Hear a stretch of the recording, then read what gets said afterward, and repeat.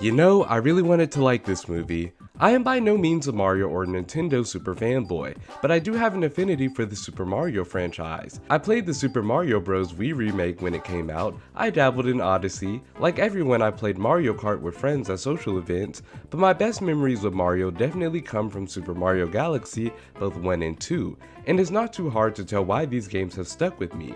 Charming graphics, creative world, and out of all the Mario games, these definitely have the most story and cinematic grandeur.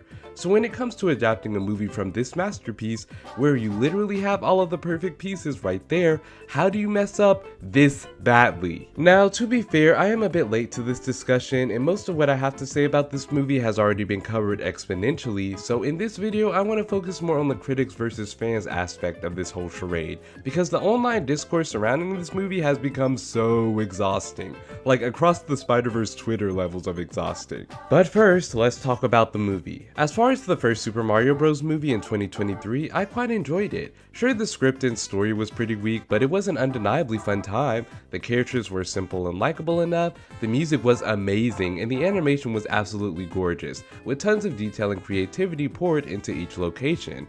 Also, it gave us this banger. Peaches, peaches, peaches, peaches, peaches, peaches, peaches, peaches, peaches, peaches. The fact that it took 5 people to write this song is hilariously embarrassing to me, but honestly my biggest issue besides the writing is how rushed a lot of the movie felt, like it was too afraid to slow down and just let the audience and even characters just breathe for a minute.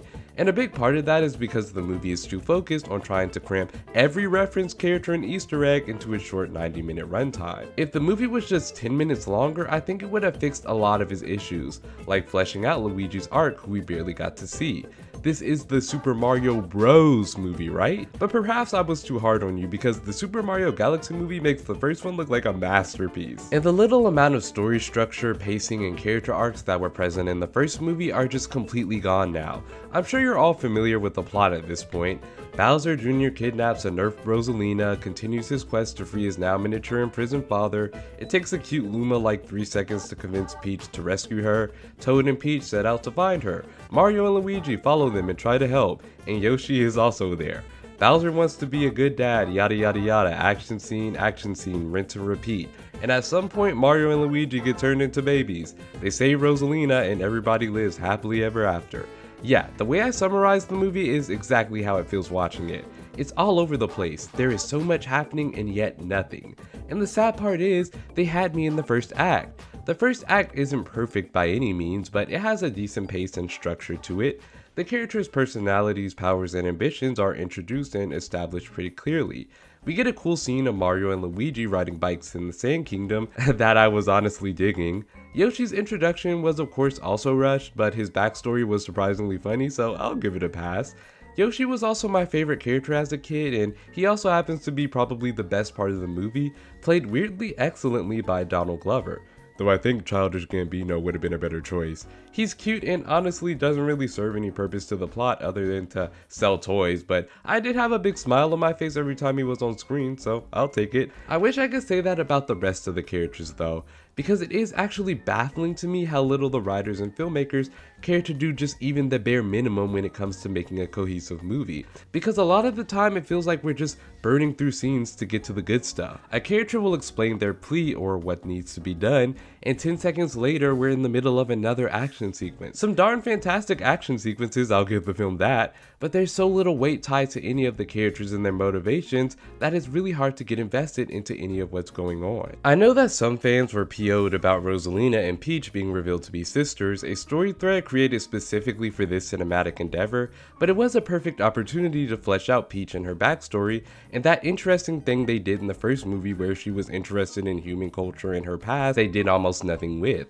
And you literally had the perfect groundwork for a beautiful retelling of Rosalina's backstory, but nope, can't spend time on that because how else will we shove all of our copious amounts of Nintendo IP down your throats? Which brings me to the Fox. Why is Fox freaking McCloud in the Super Mario Galaxy movie? Not only that, but he has somehow more screen time than Rosalina. Again, baffling creative choices here. Well, maybe not really. There's rumored to be another Star Fox game coming out soon, so again they had to promote him on the big screen, but still. Okay, to their credit, I did actually really like his character. He has a deliciously animated backstory and Glenn Powell is surprisingly perfect as him.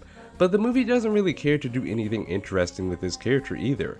I thought for a minute they might actually do a little rivalry thing between him and Mario over Peach, but maybe it's better they didn't because it is a bit of an overdone trope.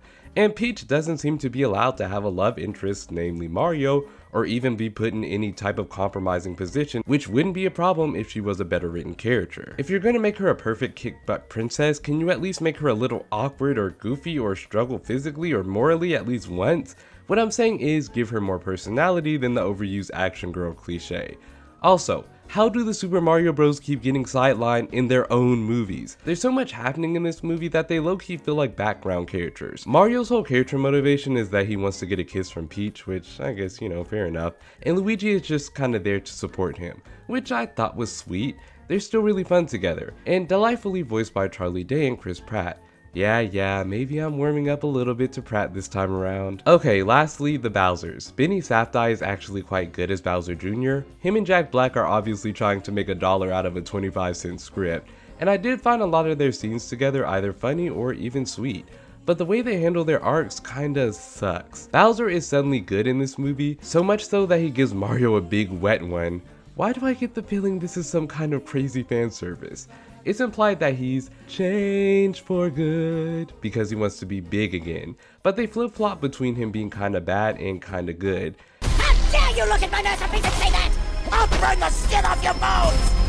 And then he's just straight up bad again because Bowser canonically has to be the villain of this franchise. There's virtually no reasoning behind it, I guess, other than him wanting to support his son, but it just feels so lazy. Same for the ending, which is super rushed. Oh my gosh, it made me so mad. No build up, no suspension, no odd stacking, it just felt like it was over before it even started. Okay, now that I'm making this review, I'm realizing that I'm spending more time talking about the actual movie than I thought I would, but it's okay. Let's move on into the real meat of the discussion, the relentless fan versus critics debate that this franchise has sparked yet again. So yeah, it is very well known at this point that the Super Mario Galaxy movie has not been well received by critics, with an even lower RT score than the first movie. Some of these reviews are absolutely brutal and unnecessarily so. Using the worse than AI card is such a hack criticism that I'm surprised anybody still takes The Guardian seriously. These people gave Puss in Boots: The Last Wish a 2-star rating. Don't listen to these people. What it boils down to is that ultimately fans and critics want two different things out of their media. While fans are usually pretty simple to please and just want a fun little popcorn flick that they can point and gawk at with Easter eggs on the screen while seeing their favorite characters bounce around, critics are there to judge it as a movie, not how much did this piece of media serve me as a fan. And unfortunately, narratively, these movies have about as much story as one of those little golden children's books. But also, it's not ridiculous to ask to have a Mario movie with a decent script or a minimally cohesive story, when so many other kids movies do that and more. The Lego movie was based on a huge product that still managed to be fun and thoughtful while infusing the world with plenty of fan service and Easter eggs.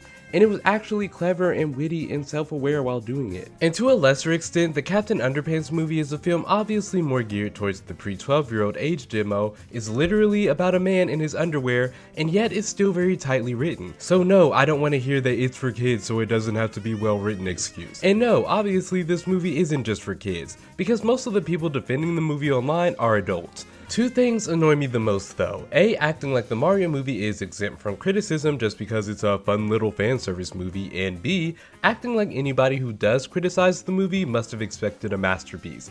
It's not gonna be Godfather level writing, bro. Literally nobody was expecting a masterpiece. We're just asking that a kids movie do the bare minimal. But the creators are obviously too lazy to even do that because they know fans will show up regardless. Why put in effort when you have a dedicated fan base?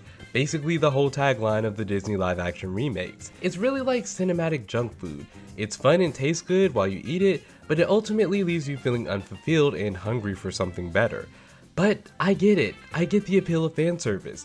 I'm not gonna pretend like it wasn't cool to see Wharton, Mauser, and Birdo all hanging out in a casino, or even seeing Rob, who's my go-to Smash character in the movie. There's nothing wrong with enjoying the fan service or these movies, but it's also okay to demand more from your movies. I think fans have just become so fixated on just consuming anything that features their favorite characters that they forget it's okay to say, this should have been better. Sidebar, but I knew something was up when the review embargo basically lifted the day of the release. And for all of Illumination's attempts to keep the bad press under wrap, this movie still somehow opened lower than the first movie? Huh, that's certainly interesting. This will still probably be the highest grossing movie of the year, which is kinda sad, but it doesn't really make me excited for any more Mario movies in the future, because I know for a fact nothing is going to change. So yeah, to nutshell this video, both critics and fans can be overdramatic, and the movie can be fun, but it is so vapid.